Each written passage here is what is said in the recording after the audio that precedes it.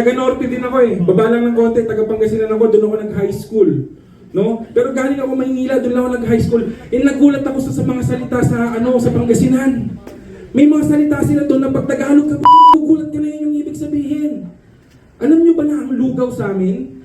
Ang lugaw sa Pangasinan? Binulbul. Binulbul. Nabigyan ako ng lugaw, may buhok. Ang mga pagreklamo. Akala ko normal lang.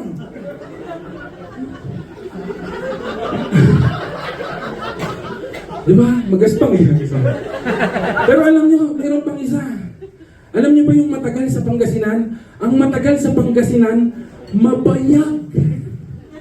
Kung siya may hinihintay kaming tropa, Edwin pangalan niya. Sabi nila, Agi, mabayag si Edwin. Akala ko, matagal lang. Kumating si Edwin, ganito maglakad ho. Ang laki pala talaga ng bayag niya.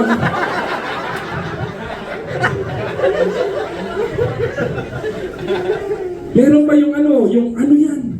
Alam nyo ba sa Pangasinan ng ano yan? Antutan, di ba?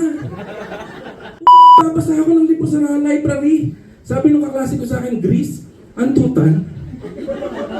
Sabi ko, dito talaga. George.